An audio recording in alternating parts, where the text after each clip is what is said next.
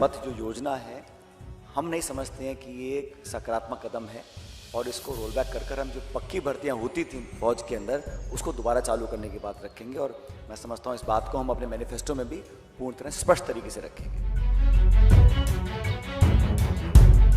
तो हम ये पक्की भर्ती दोबारा शुरू कराएंगे, देश की फौज पे जो गौरव था उसको दोबारा बनाएंगे और इन 1.5 लाख नौजवानों को भी नियुक्ति फौज में दिलाएंगे। नमस्कार, मैं रवीश कुमार। अग्निवीर योजना वापस होगी। मोदी सरकार ने नहीं, कांग्रेस ने वादा किया है। अगर 2024 में केंद्र में कांग्रेस की सरकार बन गई तो अग्निवीर योजना वापस कर दी जाएगी और पुरानी व्यवस्था लागू होगी। कांग्रेस एक एक कर अपना मैनिफेस्टो जारी करती जा रही है।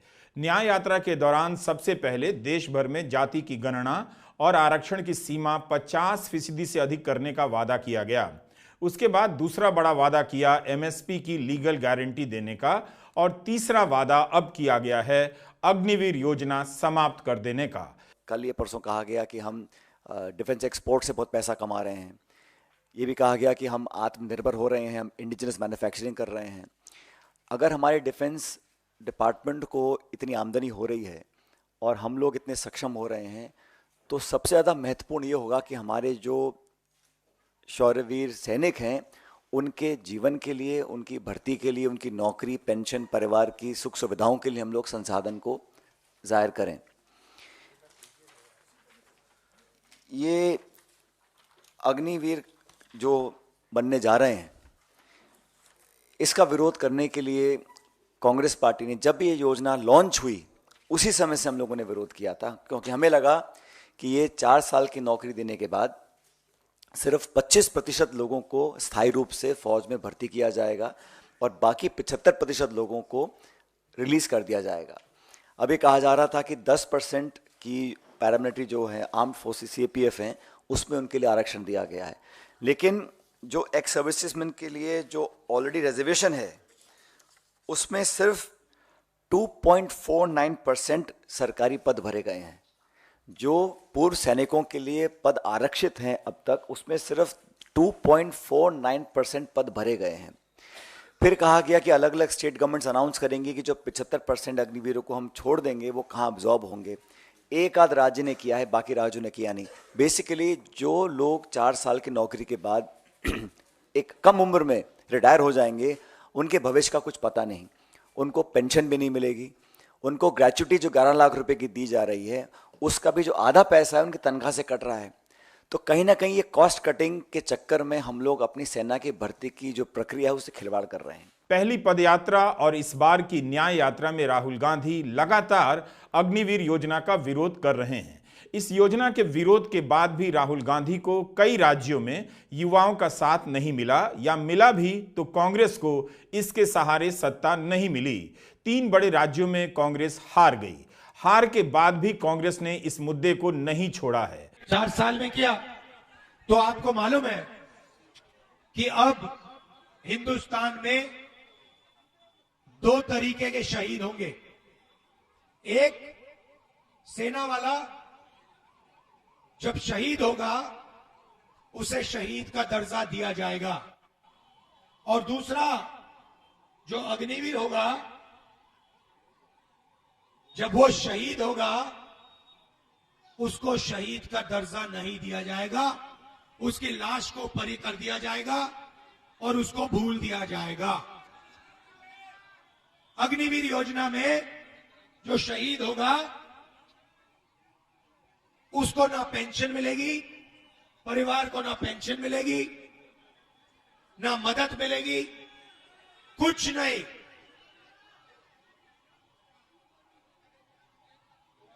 अग्निवीर कौन बनेगा?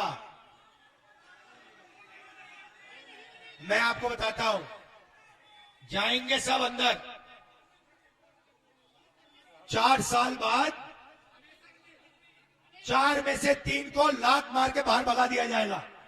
कहा जाएगा तुम्हारी यहां कोई जरूरत नहीं है, और 4 में से 1 बंदा सेना में जाएगा। जो पैसा अग्निवीरों को मिलना चाहिए सेना का बजट का पैसा वो कहां जा रहा है? अदानी जी के जेब में जा रहा है। इसके बाद भी अग्निवीर को लेकर राहुल गांधी का विरोध अपनी जगह से हिला नहीं। न्याय यात्रा के दौरान वे केवल पेपर लीक की बात नहीं कर रहे थे, बल्कि कम नौकरियों के रोजगार की भी बातें उठाते रहे और हर तरीके से ये सवाल करते रहे कि अग्निवीर युवाओं के लिए और देश की सेना के लिए अच्छा नहीं। राहुल गांधी की यात्रा राजस्थान में प्रवेश कर चुकी है, जहां से बड़ी संख्या में छात्र सेना की भर्ती की तैयारी करते हैं। राजस्थान से लगे हरियाणा में भी सेना में भर्ती होने का ट्रेंड है। इसलिए आज कांग्रेस मुख्यालय में राजस्थान से सचिन पायलट और हरियाणा से दीपेंद्र हुड्डा प्रेस कॉन्फ्रेंस करने आए। कांग्रेस शुरू से ही इस योजना को वापस लेने और पक्की भर्ती का समर्थन करती रही है। दीपेंद्र हुड्डा ने कहा कि अग्निवीर योजना की मांग तो युवाओं ने नहीं की, न देश में किसी और संस्था ने।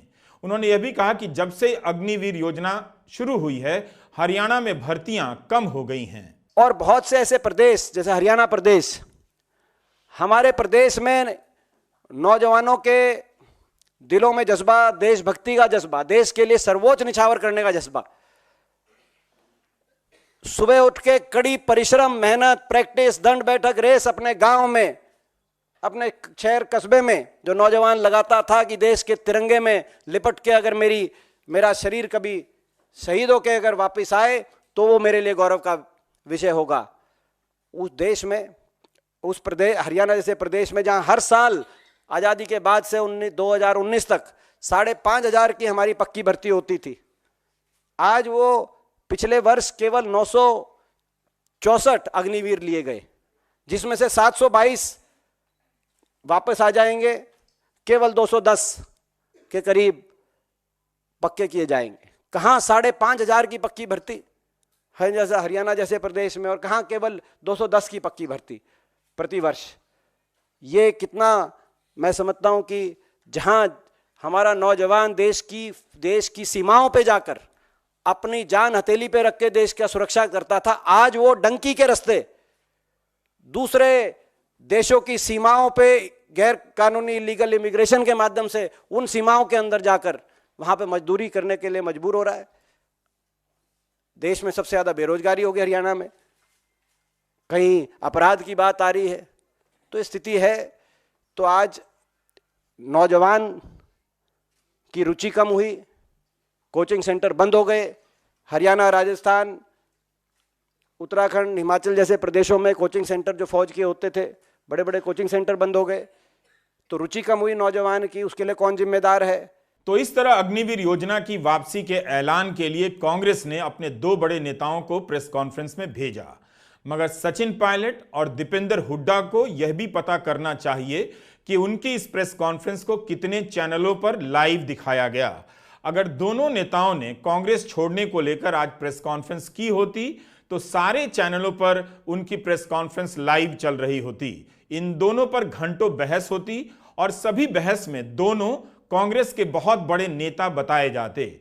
दोनों अपने अपने क्षेत्र में प्रभावशाली नेता तो हैं, मगर जब वे एक जरूरी मुद्दे पर प्रेस कॉन्फ्रेंस करते हैं तो क्या यही गोदी मीडिया उनकी प्रेस कॉन्फ्रेंस दिखाने के लिए उन्हें नेता भी समझता है? दिसंबर के मध्य में खबर आती है कि पूर्व सेनाध्यक्ष MM नरवणे की किताब 4 स्टार्स ऑफ डेस्टिनी में अग्निवीर को लेकर कई राज खोल दिए गए हैं। उसमें उन्होंने लिखा था कि सेना नहीं चाहती थी कि 4 साल के बाद अग्निवीर हटा दिए जाएं, बल्कि नरवणे लिखते हैं कि सेना का तो सुझाव था कि 4 साल के बाद 75% अग्निवीर सेना में रख लिए जाएं, मगर इसे बदल दिया गया। 4 साल के बाद केवल 25% अग्निवीर ही सेना में रखे जाएं, यह फैसला हो गया। जैसे ही यह राज बाहर आया कि यह योजना कहीं और से थोपी गई थी, सेना को पता नहीं था, इस किताब के प्रकाशन पर रोक लग गई। दिसंबर के आखिरी सप्ताह में खबर आती है कि पूर्व सेनाध्यक्ष को अपनी किताब छापने से पहले सरकार की अनुमति लेनी होगी। उस समय इस किताब की प्री बुकिंग चालू हो गई थी।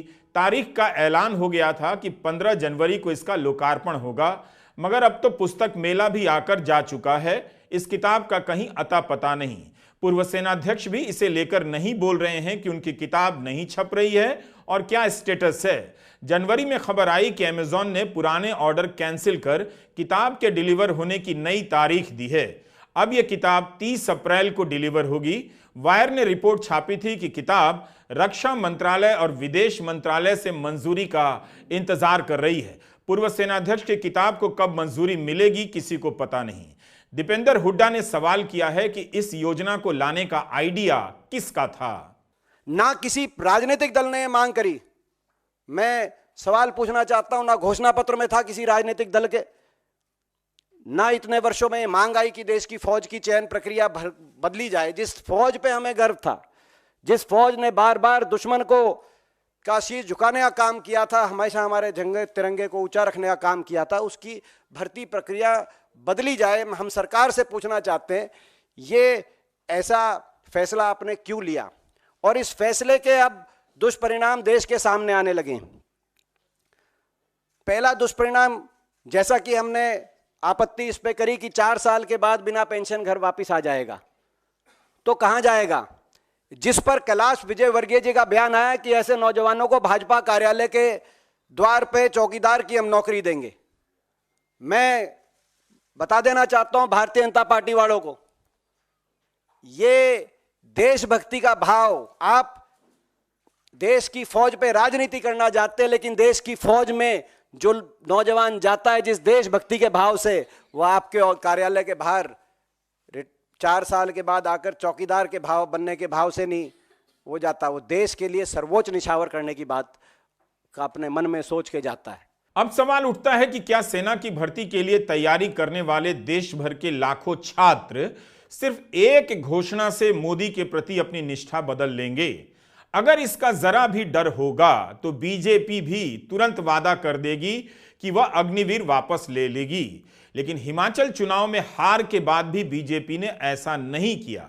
जून 2022 में इस योजना की मंजूरी के बाद से जितने भी चुनाव गुजरे हैं, बीजेपी इसे लेकर जरा भी परेशान नजर नहीं आई।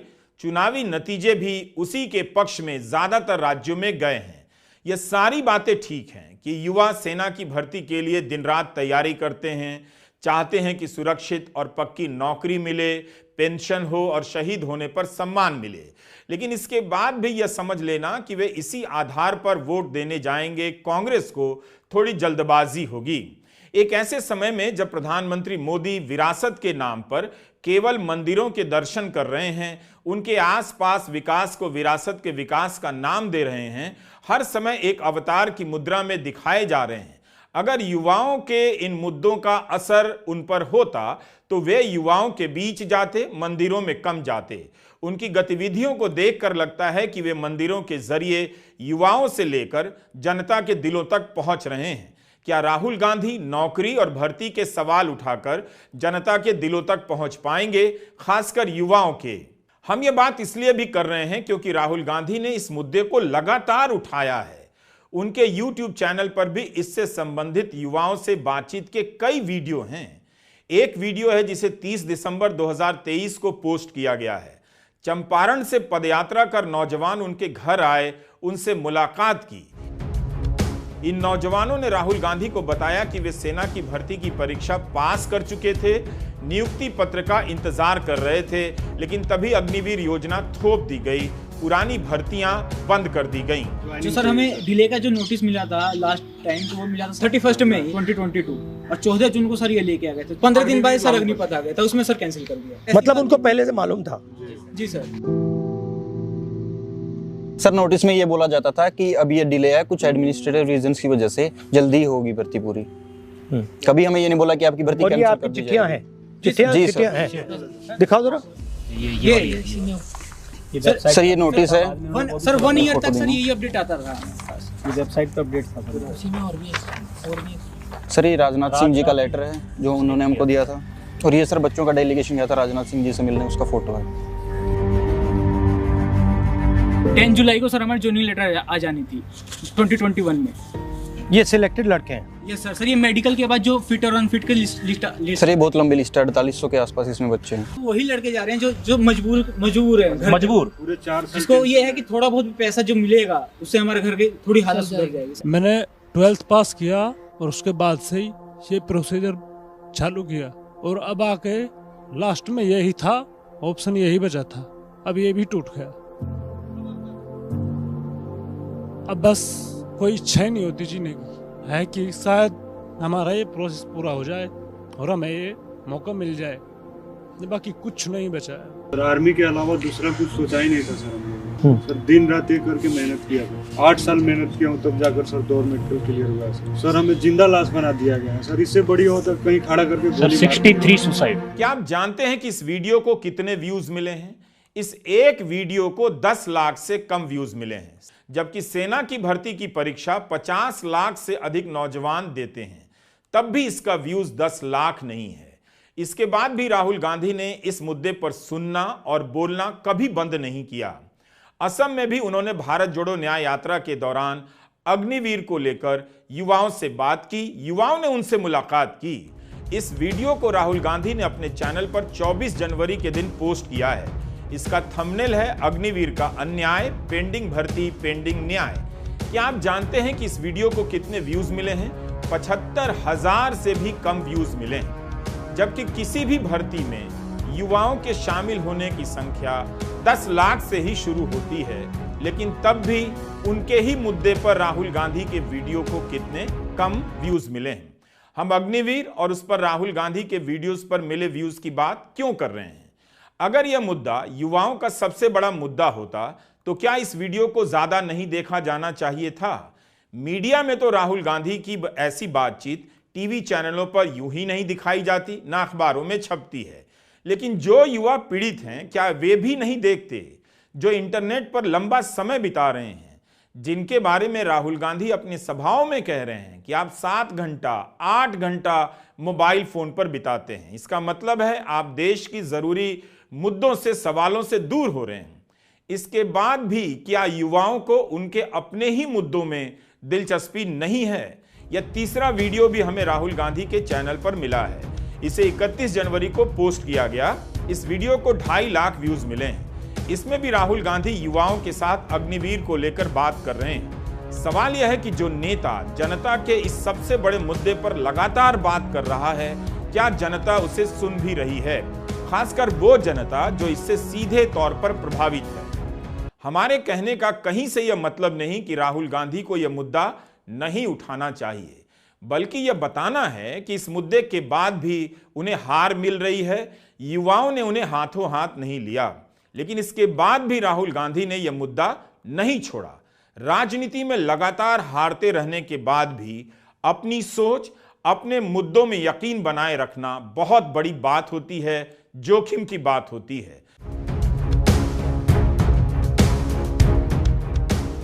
राहुल गांधी ने यह बात बार बार साबित की है कि वे केवल जीतने के लिए मुद्दे नहीं उठाते और हार जाने के बाद मुद्दों का त्याग नहीं कर देते, बल्कि उन्होंने दिखाया है कि हार जाने के बाद भी वे मुद्दों को नहीं छोड़ते। अब तो कांग्रेस ने अग्निवीर योजना को वापस लेने का ऐलान कर दिया है।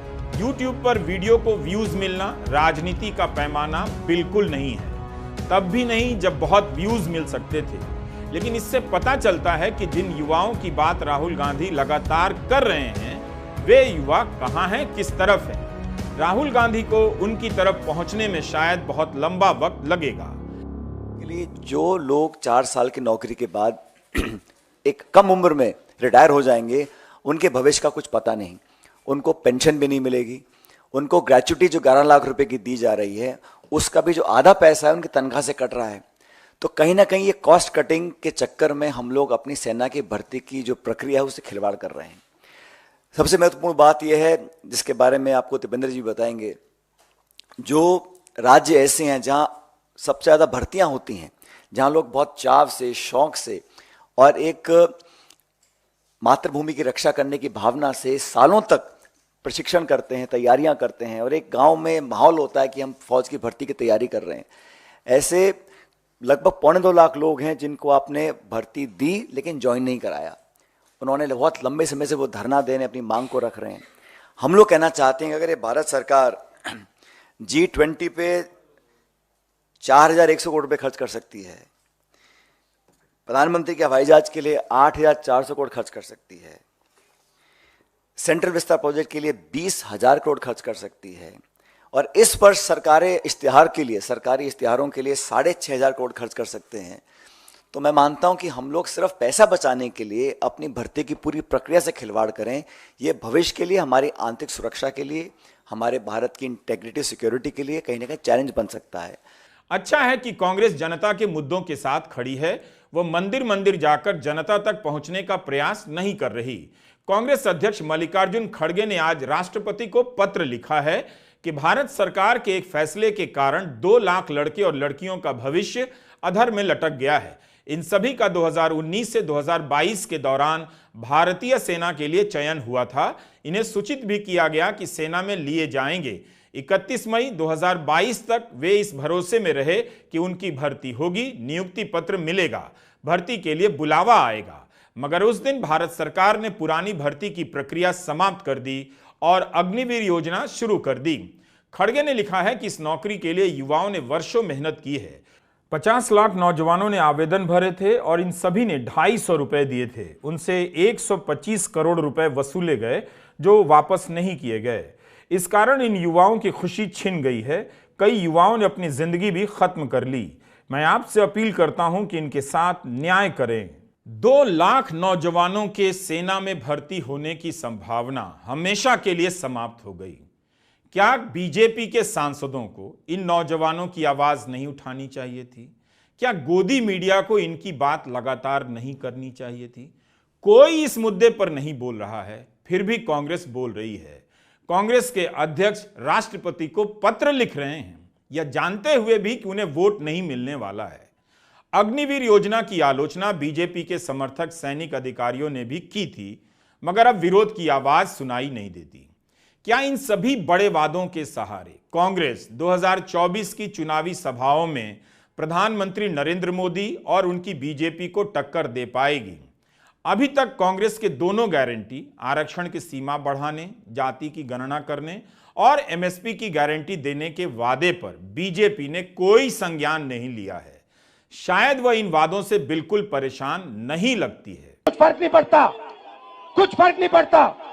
आप में कुछ दम नहीं है, आप में कुछ दम नहीं है, बोलो जितना बोलना है, कुछ नहीं होगा। अरे भाई सुन लो, समझ लो, समझ लो, समझ लो, आपके दिमाग में बात बैठ नहीं रही है। आप जितना चिल्लाना चाहते हो चिल्ला लो, जितना आप कहना चाहते हो अग्निवीर नहीं होगा चिल्ला लो, कुछ फर्क नहीं पड़ने वाला। आप में दम नहीं है, आप में दम नहीं है। अग्निवीर होगा, अग्निवीर होगा। क्यों? क्योंकि अदानी चाहता है इसलिए अग्निवीर होगा, मोदी चाहता है इसलिए अग्निवीर होगा। कैसे? वो क्या दम नहीं है आप में? कैसे नहीं होने देगा? हो रहा है। आप चिल्लाते हो और कुछ नहीं करते, दम नहीं है आप में। 73% में दम नहीं है। सुलह रख, मैं बताऊंगा आपको रास्ता, मैं रास्ता बताऊंगा, मगर दम नहीं है तुम लोगों में। तुम लोग सोए हुए लोग हो। मैं खुल के तुम्हारे सामने बोल रहा हूं, तुम लोग सो गए हो। 73% हिंदुस्तान का जो बब्बर शेर है, जो इस देश को चलाता है, जो इस देश को आगे ले जाता है, वो सो गया है, डर गया है। ये देश की सच्चाई है। आप कहो जितना कहना है अग्निवीर नहीं होगा, अग्निवीर नहीं होगा, नहीं होगा। 73% में दम नहीं है। होगा, कैसे नहीं होगा? अदानी ने डिसाइड किया होगा, होगा। नरेंद्र मोदी ने डिसाइड किया होगा, होगा। 90 ब्यूरोक्रेट्स ने डिसाइड किया है, होगा, होगा। दम नहीं है तुम में। अच्छी बात है कि राहुल गांधी युवाओं को जगाने का भरसक प्रयास कर रहे हैं। कोशिश करने में कोई बुराई नहीं है। प्रधानमंत्री मोदी ने सितंबर 2013 की सभा में 1 रैंक 1 पेंशन का वादा किया था, लेकिन आज सेना में 2 तरह के सैनिक हो गए हैं, एक पूर्ण सैनिक और एक अग्निवीर। पुराने सिस्टम से भर्ती सैनिकों को पेंशन मिलेगी, नए सिस्टम से भर्ती अग्निवीरों को पेंशन नहीं मिलेगी। उन्हें इसी से संतोष करना पड़ेगा कि उनके प्रधानमंत्री नियमित रूप से मंदिरों में जाते हैं, मंदिर को विरासत समझते हैं, मंदिरों के कैंपस में एलईडी स्क्रीन लगवा देते हैं, सेल्फी पॉइंट बनवा देते हैं, वहां सुविधाओं का विस्तार कर देते हैं। इससे युवाओं को और उनके परिवारों को जो हिंदू सुख मिल रहा है, वो सुख उन्हें नौकरी और पेंशन से कभी नहीं मिल सकता। फिर राहुल गांधी को क्या युवाओं के मुद्दे छोड़ देने चाहिए? बिल्कुल ही नहीं। विपक्ष को हमेशा जनता के दुख की बात करनी चाहिए। युवाओं को हिंदू सुख में डूबा देखकर उनकी बेरोजगारी और रोजगार के सवाल पर चुप हो जाने वाला विपक्ष का नेता हो ही नहीं सकता है। नमस्कार, मैं रवीश कुमार।